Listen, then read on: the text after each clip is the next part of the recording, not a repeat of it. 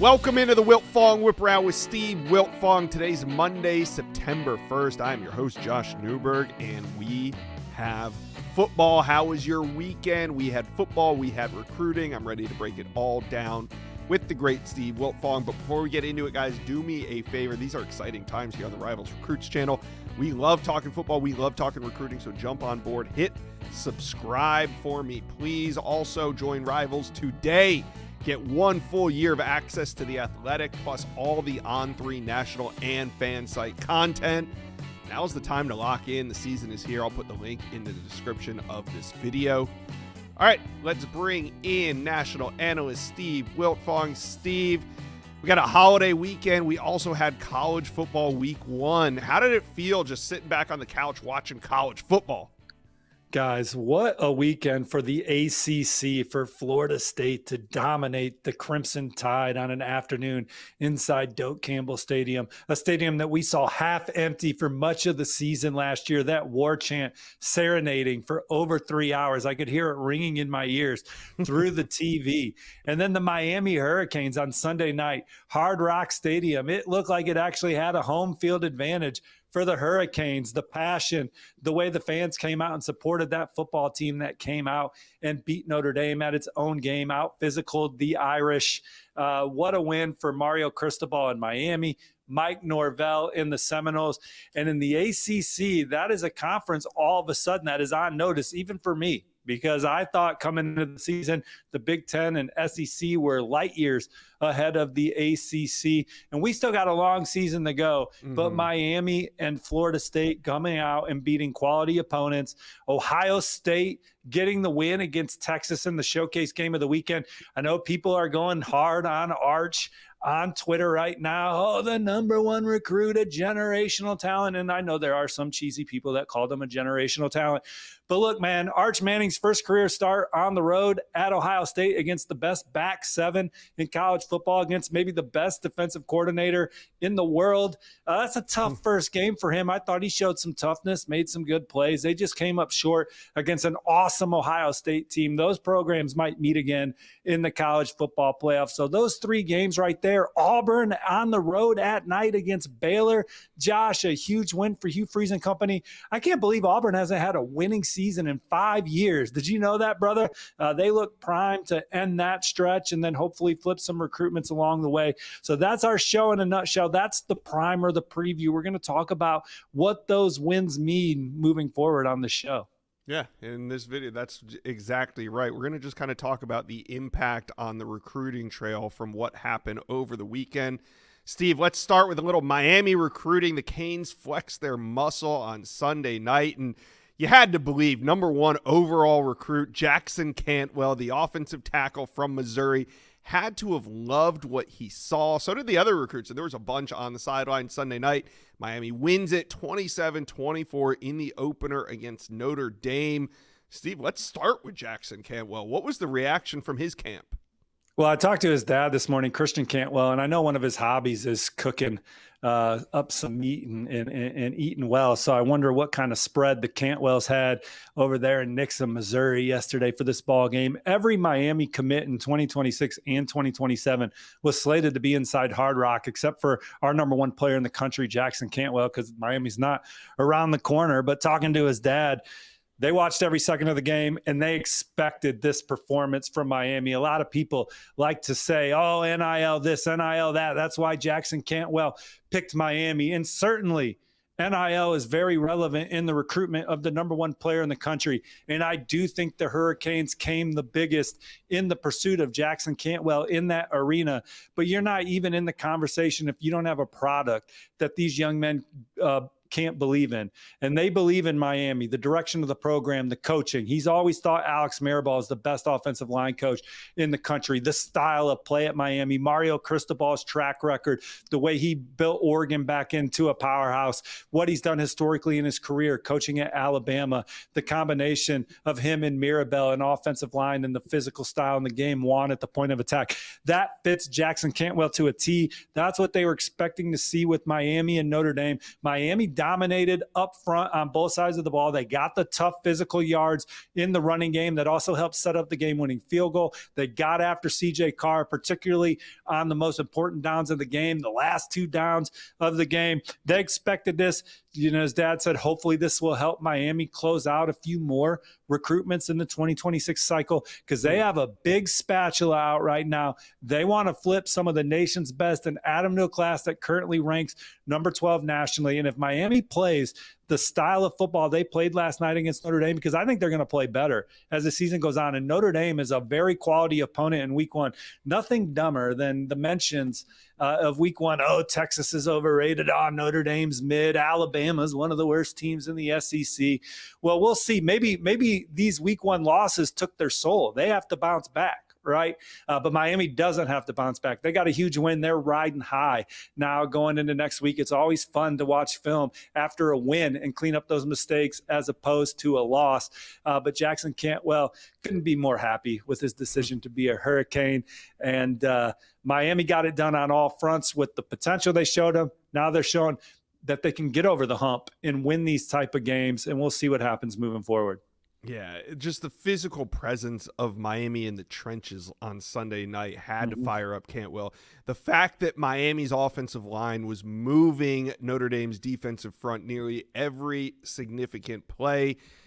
I mean, hey, if you're an offensive lineman, that's what you want to see. So, Steve, we know Hard Rock was packed on Sunday night. What other significant names watched that Miami win?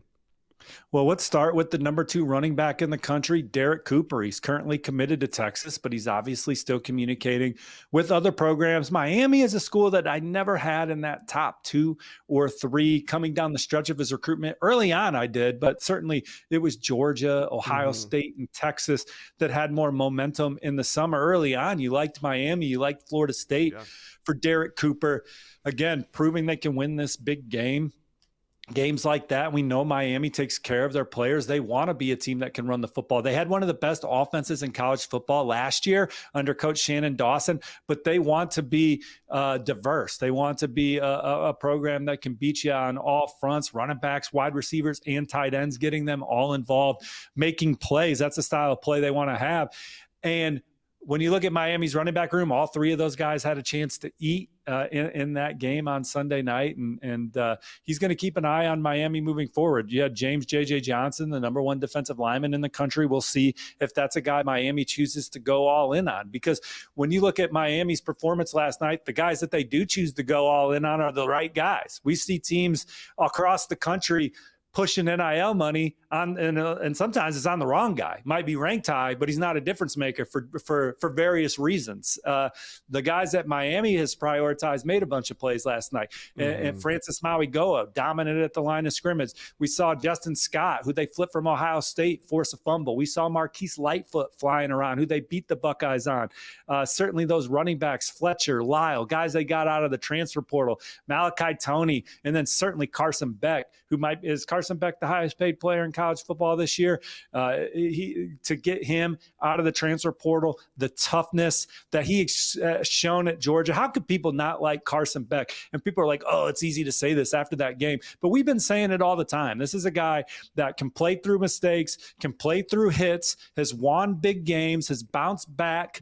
He is always competing. That is his number 1 trait. That's what Mario Cristobal loves. Notre Dame had got people in his face last night. He stayed poised. I think he completed like 12 passes in a row at one point from the second quarter into the fourth. So he really managed that game well last night. He was a major difference for Miami. The guys the Hurricanes are investing in the portal and in the high school ranks, most of those guys are hitting big, making a difference on the program. And that's why you saw Miami come out and beat the Irish in week 1. Just smart recruiting, smart NIL recruiting, and then certainly putting it all together, calling the game right, strength program, and all those things that once you get a guy on the roster, you have to do to get the best out of them for your program to win. Yeah, this team roster and all is really looking like what Mario Cristobal probably envisioned when he arrived in Coral Gables, finally seeing that on both the offensive and defensive lines. What did you make of Anthony Tank Jones showing up? We talked a lot about Miami flip targets attending this game last week, but one of the names we never mentioned was right. Anthony Tank Jones, the edge out of Alabama, committed to Oregon, shows up at week 1 at Miami. What do you make of it? Josh, I'm going to answer that, then add a couple more quick flip targets that were there. But Tank Jones, I talked to a source this morning. They said that really developed over the last 3 or 4 days. And for all the flip targets that were on Miami's campus, they're not just giving away tickets. Come watch Miami play, and we'll see if we can make a move.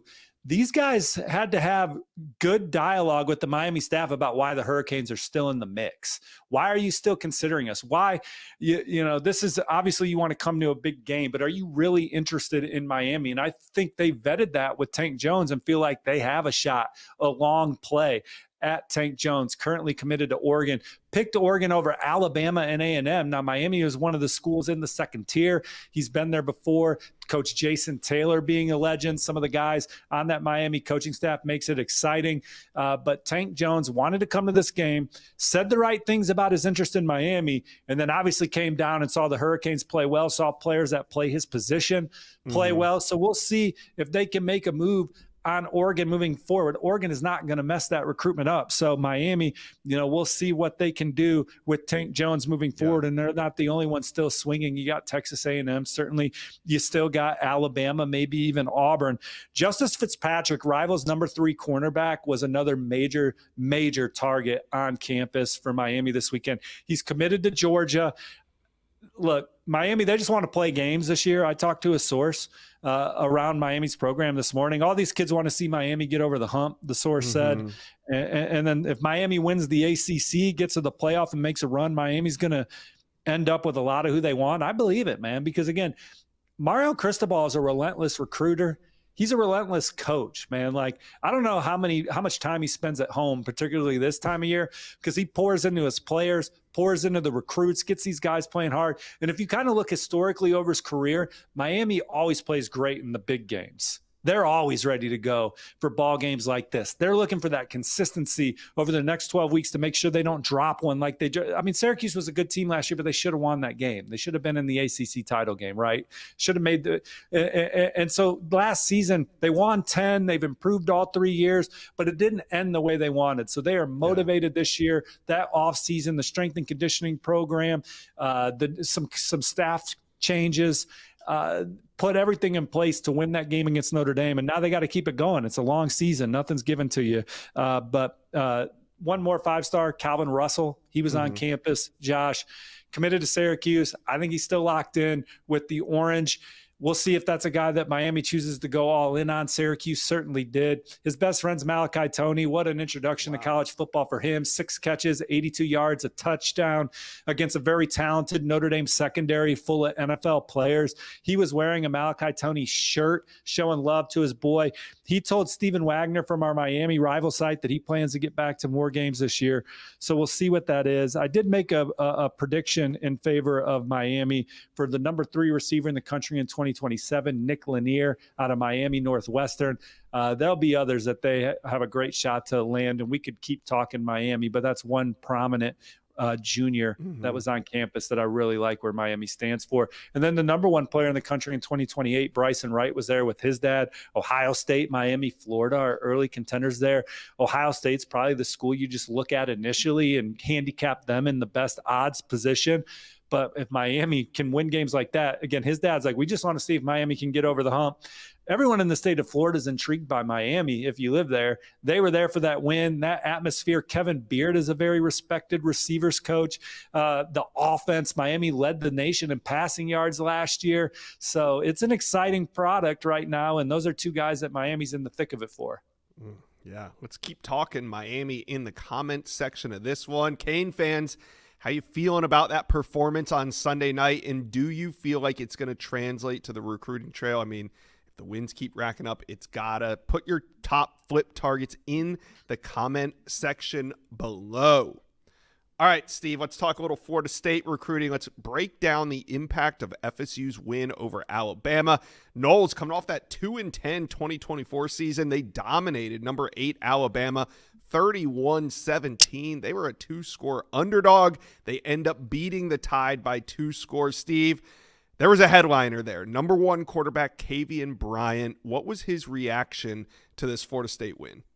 Well, as we record the Wiltfong Whiparound on Monday morning, he's still in Tallahassee. Oh, wow. Arrived that Saturday, spent the day with the staff on Sunday, getting more time with them on Monday before leaving. Florida State is in the top 2 in this recruitment right now. I think if you ask folks around Tallahassee where they stand, I think they're very optimistic about their position. Texas Tech is that other program who is betting against the Red Raiders right now for prominent prospects. They just landed Cooper Hackett, 5-star offensive tackle, on Saturday night. And I think if you would have asked people around Norman, what's your position with in-state recruit Cooper Hackett, they would have said Sooners lead. Well, they didn't. Mm-hmm. So it's hard for me to just sit here and just say for sure that Florida State is going to land Kavian Bryant because of the presence of Texas Tech right now on the recruiting trail. Yeah.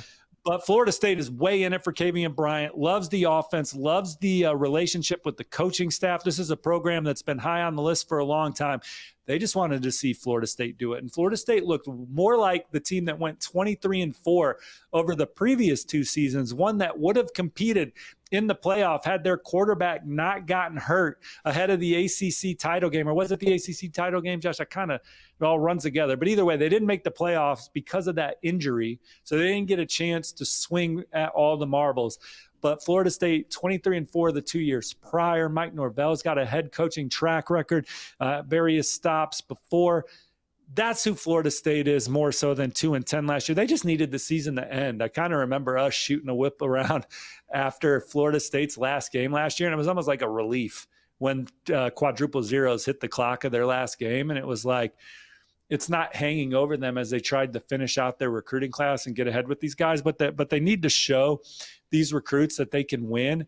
And Kavian Bryant being inside Doak, seeing that offense, the potential. And then if you add a guy, he had a fantastic opening game, over 300 yards passing. Yeah. He's running the ball. I mean, he is an exceptional dual threat quarterback that's also a terrific basketball player. He met with the basketball staff on his visit. He may only just play football. I'm hearing now. Justin Wells from our Texas site got me plugged in with that, but obviously talking to some sources after that. So he did meet with the basketball staff at Florida State. He could play both in college, but he's certainly a quarterback first. He's got all the tools to be tremendous in college with his game-breaking ability as a thrower and a runner. Florida State, if he chose the Seminoles, he'd be tough to keep off the field early. Yeah. And I'm very excited about the opportunity with Florida State. They are a definite team to watch after a 2+ day visit, which included that upset of the Crimson Tide. Almost like an official visit there for a 2027 recruit. I know official visits can't happen for another year for Kavian Bryant, but coming in for an entire weekend, staying through Monday is huge for Florida State. And you got to imagine, man, what a difference a year makes. A year ago, if he's at this game, he's seeing DJU acting like a statue in the backfield, not a whole lot of creativity with the quarterback. Fast forward, Tommy Castellanos. I mean, Kavian Bryant, like you said, he's a natural athlete. I'm sure he could envision himself much more in this Gus Malzahn offense that Florida State has in 2025 compared to what they were doing last year in 2024. So all around, it sounds like a great visit for Kavian Bryant, who is quickly becoming FSU's top target in the 2027 class. But he wasn't the only one on campus, Steve. Who else headlined this big visit weekend for the Seminoles? Well, 4-star running back Amari Thomas at one point committed to the Seminoles, now committed to South Carolina, was back in Tallahassee. That's a prospect that Florida State is still recruiting. DQ Forkba, 4-star linebacker, playing up at Baltimore St. Francis. On a recent episode, I accidentally said Alabaster Thompson. One reader was very pissed about that, so I apologize. Took it way more personal than DQ Forkba and his family did. But we love that passion, that energy from diehard football fans that want you to bat 1,000 every day. But Forkba was on campus. We'll see if Florida State's on the gas there. Many of their commits were there. Isaiah Williams, one of them. Obviously, much is made about all the commitments that he's made. He's made 2 to Florida State, including the last one. I'm told that, obviously had a great visit. I think that one's locked in, talking into a source, so that's good news. There's some guys that weren't there that Florida State is happy that they certainly tuned in and that starts with Derek Cooper, number 2 running back in the country. I think that's Florida State's top target moving forward. Even when he committed to Texas, there was still communication with FSU, and that was not a program that we were talking much about, certainly in the summer for Derek Cooper. More of the buzz was around Georgia, Ohio State, and obviously the Longhorns at the end. But he's a Florida State fan that wants to see Florida State do well. And even when he committed to Texas, it's like, I'm going to be watching you guys this year and seeing what's what. And through one game, what's what is looking pretty darn good.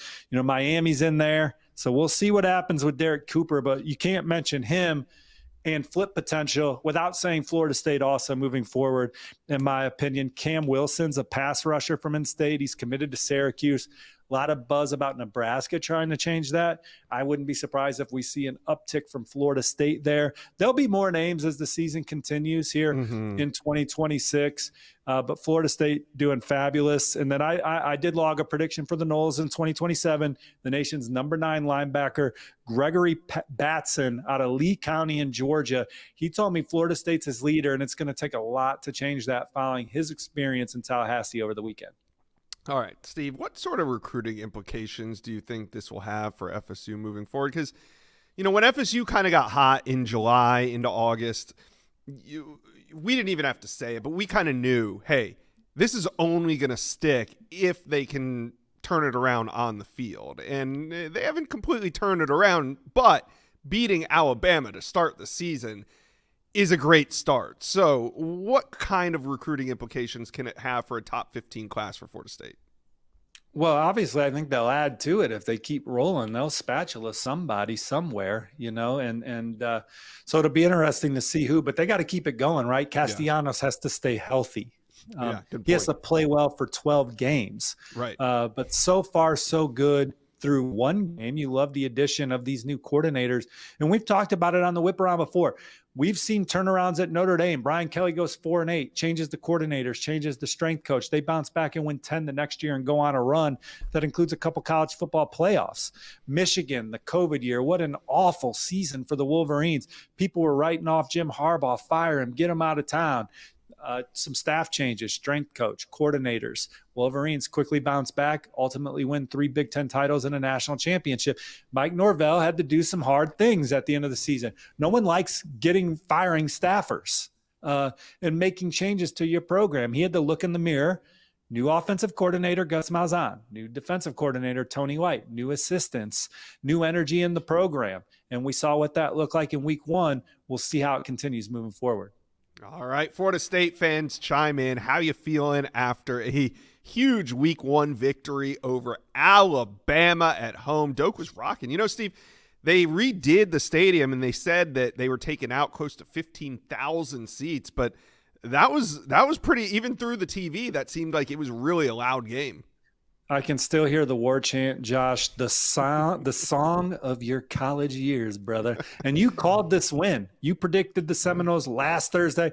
You come here for the recruiting intel. Every once in a while, you get a prediction nugget.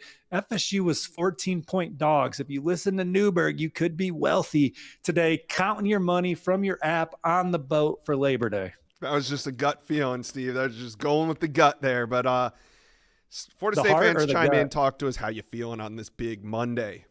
All right, let's talk some Ohio State recruiting. Ohio State's big noon win over Texas. It had recruits talking, battle of the heavyweights and unproven quarterbacks. In the end, it's Ohio State 14, Texas 7. Steve, let's break it down. Lots of top commits on campus. Who are the headliners in town to watch this one?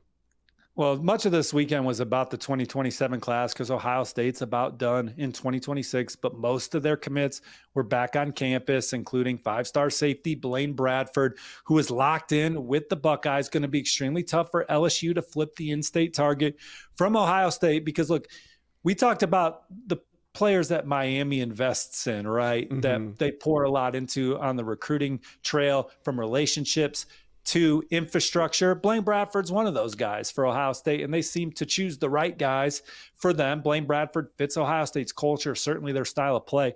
Ohio State's got the best back seven in college football, certainly the best secondary with guys like Caleb Downs and Jermaine Matthews flying around. And for him to watch that game, see the way Caleb Downs continues to develop, love where the Buckeyes stand there. Chris Henry Jr., the jewel of this Ohio State class. You know, you and I, we've talked about it as much as anybody, still keeping in touch with Oregon and Texas and other programs. Going to be extremely tough to flip from Ohio State. We always say that as well because of the way Ohio State prepares their wide receivers to not only get drafted high, but then immediately be able to play in the NFL and be a difference maker. It wasn't, you know, a couple weeks ago, you hear about Emeka Egbuka and how he's able to already play multiple wide receiver positions in the NFL because of the way he was prepared by Brian Hartline and company. That's what stands out to Chris Henry Jr. as much as the offense, the way they get the receivers the ball, the tradition, that stadium, a noon kickoff, man. I love noon kickoffs. I know most people are like, oh, we got to go at night. We got to have more time for people to get in town. Noon, that is the chance to have the highest rated TV game of the day. They go out, they beat Texas. You got all the rest of the day to celebrate it. These recruits getting around the coaches, the players. What a day. I think they hang on to Chris Henry Jr. I think they hang on to Blaine Bradford. It's a recruiting class that's going to keep the Buckeyes in this national title conversation for years to come. And then obviously in 2027, I know you're about to tee me up, but they got a great shot to land about 8 or 9 top 50 players that were on campus this weekend. Well, let's get into it. What were those top 2027 recruits saying about this Ohio State win? Well, Majan Sales, receiver out of Indianapolis, Lawrence North, number 3 receiver in the country. He was there. Ohio State's battling Alabama and LSU, to name a few. Michigan, Oregon still alive. He got to spend a lot of time with Jeremiah Smith after the game, had a fantastic experience. I could see him being a Buckeye. Same with Dakota Garant, number 5 receiver in the country out of Harper Woods, Michigan, called Ohio State receiver U. We've heard that countless times. But again, loves the offense, loves the relationship that he has with the Buckeye staff, and certainly the way they develop their players. Some other top 50 players, the number 4 edge rusher in the country, Anthony Sweeney out of Good Counsel, Ohio State, in phenomenal position for him. Chris Whitehead's the number 5 edge rusher in the country. Buckeyes in Tennessee, some of the programs setting the pace. He'll be at Tennessee, Georgia, but Ohio State, his time with the Buckeyes this weekend, he said he had chills being inside the shoe for that ball game. I think they have a good shot at Myson Johnson Cook. A lot on social media made of Michigan offering him during the Ohio State game. That may have just been a coincidence, folks, but let's just, even if it was, like, whatever. Ohio State's in a great spot for Myson Johnson Cook. I love my prediction for Ohio State for David Gabriel Georges, number 3 running back in the country. Looks like he could have, you watch his first 2 games this season, he could have played for Ohio State against Texas. That's how talented he is. That's how physically imposing he is. He's one of the first get off the bus guys in this class. Carlos Lachlan, Ohio State's running backs coach. David Gabriel Georges is from Canada. Carlos Lachlan's been on him for years already. Number 1 tight end in the Rivals rankings, Brock Williams. That's a guy that they have a really good shot at. And then I predicted Ohio State for several in-state guys. Reynaldo Perez is a 4-star edge rusher from local Columbus Academy. Mason Wilton, Kellen Weimer are offensive linemen from in-state. If they're pushing for, I think they'll be tough to beat. And then one other prediction to note, Josh, Eric McFarland. He's a 2028 from IMG Academy, one of the more electric slot guys in the nation. Like where Ohio State stands. He's taking his process slow, but the Buckeyes certainly in a good spot there. And then the number 1 quarterback in 2028, Champ Mons, was there. Him and his family had a fantastic experience. They love Ryan Day, Coach Fessler, Coach Hartline, and this staff, and just the stage Ohio State plays on, the way they develop their quarterbacks. They're going to be one to watch for Champ Mons for his entire process. Yeah, so many big-time names on campus. Ohio State fans, how you feeling about the Buckeyes' performance beating number 1 Texas? And do you think it's going to result in some 2027 commits? A lot of guys on campus. Let us know. Comment section below.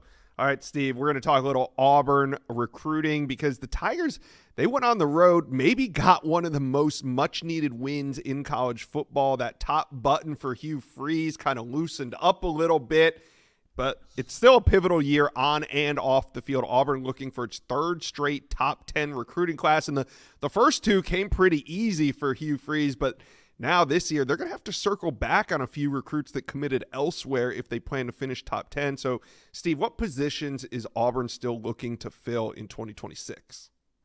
Well, this is the year that Auburn has to show up on the field to continue to resonate with top recruits. You were able to sell the vision, your past resume, Hugh Freeze was.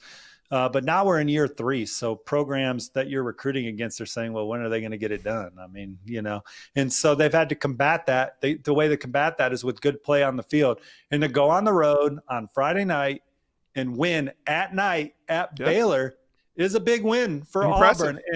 And Auburn hasn't had a winning year in four straight losing seasons, Josh, which kind of blew me away when I looked that up this morning. But they look primed to change that. And this is a program that should be pushing for the college football playoff. That is the expectation around the Plains. That's where Hugh Freeze wants to get them. And with 2 top 10 recruiting classes, some big wins in the transfer portal at receiver, at quarterback obviously. Yeah. Look, they're looking to have a big bounce back year, which would really resonate on the trail. They got a home game this weekend. They're expecting some top targets there, but they're in on some guys moving forward. The wish list, running back. Certainly the foundation of all successful Auburn teams is having a physical, rugged running back.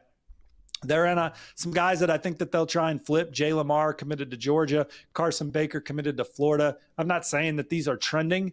I'm just saying that if Auburn has the year they want to have, we know that they can roll their sleeves up and recruit. So those are 2 guys that they'll certainly be in on. Tight end Caden Johnson from the Lone Star State. He's in the Rivals 300. Salute to Charles Power and Cody. We are outliers on Caden Johnson, who plays quarterback on the prep level. His dad played at Auburn before a career in the NFL. Auburn's expected to get him on campus this weekend, I think multiple times. Now, Texas A&M doing a good job keeping them in the fold, but that's a recruiting battle.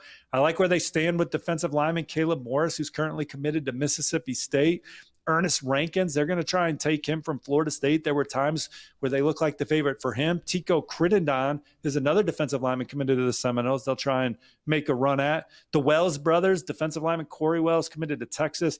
His brother, a linebacker, Chris, they just offered him. So we'll see what happens, man. There'll be more names to emerge, but Auburn, they had some tough losses last year, man. They were in some games. Oklahoma, as bad a loss as you could have at home with the true freshman quarterback under center for the Sooners.